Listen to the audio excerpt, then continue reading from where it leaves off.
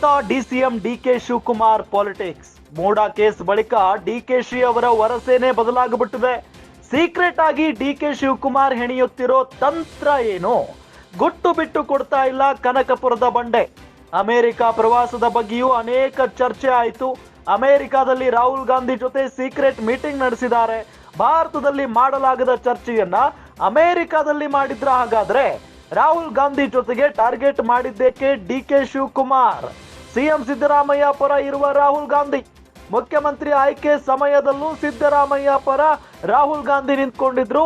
ರಾಹುಲ್ ಗಾಂಧಿ ಹಠದಿಂದಲೇ ಸಿದ್ದರಾಮಯ್ಯಗೆ second chance ಸಿಕ್ತು.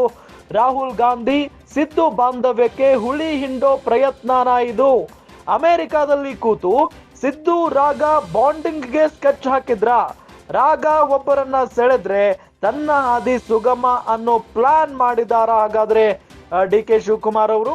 ಡಿಕೆ ಶಿವಕುಮಾರ್ ಅವರ ಪರ ನಿಂತಿರೋ ಸೋನಿಯಾ ಮತ್ತು ಪ್ರಿಯಾಂಕಾ ಗಾಂಧಿ ವಾದ್ರಾ, ರಾಹುಲ್ ಗಾಂಧಿ ಮನಸ್ಸು ಬದಲಿಸಿದ್ರೆ ಸಿಎಂ ಕನಸು ಸುಲಭ ಆಗುತ್ತೆ. ಇದೇ ಕಾರಣಕ್ಕಾಗಿ ದೆಹಲಿಗೆ ಹೋದ್ರ ಎಂಬ ಗುಮಾನಿ ಈಗ ಎಲ್ಲ ಕಡೆಯೂ ಕೂಡ ಶುರುವಾಗಿದೆ. ಗಮನಿಸ್ತಾ ಇದ್ದೀವಿ, ಬಹಳಷ್ಟು ಬದಲಾಗಿದೆ ಡಿಸಿಎಂ ಡಿಕೆ ಶಿವಕುಮಾರ್ ಅವರ ಒಂದು ನಡೆ, ಪಾಲಿಟಿಕ್ಸ್. ಬಹಳಷ್ಟು ವಿಚಾರವನ್ನ ಮಾಡಿ ಅಥವಾ ತಾಳ್ಮೆಯಿಂದ ಹೆಜ್ಜೆ ಆಗ್ತಾ ಇದ್ದಾರೆ ಅನ್ನೋದು ಬಹಳ ಸ್ಪಷ್ಟವಾಗಿ ಗೊತ್ತಾಗ್ತಾ ಇದೆ. ಅದರಲ್ಲೂ ಭಾರತದಲ್ಲಿ ಮಾಡಲಾಗದಂತ ಚರ್ಚೆಯನ್ನ ಅಮೆರಿಕಾದಲ್ಲಿ ಮಾಡಿದ್ದಾರೆ. ರಾಹುಲ್ ಗಾಂಧಿ ಜೊತೆಗೆ ಅವರು ಹೋಗಿ ಮೀಟಿಂಗ್ ಅನ್ನ ಕೂಡ ನಡೆಸಿದ್ದಾರೆ ಅನ್ನೋದು ಗೊತ್ತಾಗ್ತಾ ಇದೆ. ಸಿಎಂ ಸಿದ್ದರಾಮಯ್ಯ ಪರ ಇರುವ ರಾಹುಲ್ ಗಾಂಧಿ, ಇದು ಎಕ್ಸಾಕ್ಟ್ಲಿ ಹೌದು. ಸಿಎಂ ಸಿದ್ದರಾಮಯ್ಯನವರ ಪರವಾಗಿನೇ ರಾಹುಲ್ ಗಾಂಧಿ ಅವರು ಯಾವಾಗಲೂ ಕೂಡ ಮಾತನಾಡ್ತಾ ಇರ್ತಾರೆ.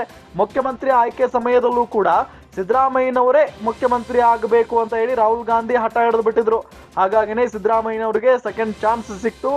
ಈ ಸಂದರ್ಭದಲ್ಲಿ ರಾಹುಲ್ ಗಾಂಧಿ ಮತ್ತು ಸಿದ್ದರಾಮಯ್ಯ ಬಾಂಧವ್ಯಕ್ಕೆ ಹುಳಿ ಹಿಂಡೋ ಪ್ರಯತ್ನವನ್ನ ಡಿಕೆ ಶಿವಕುಮಾರ್ ಅವರು ಏನಾದ್ರು ಮಾಡ್ತಾ ಇದ್ದಾರಾ?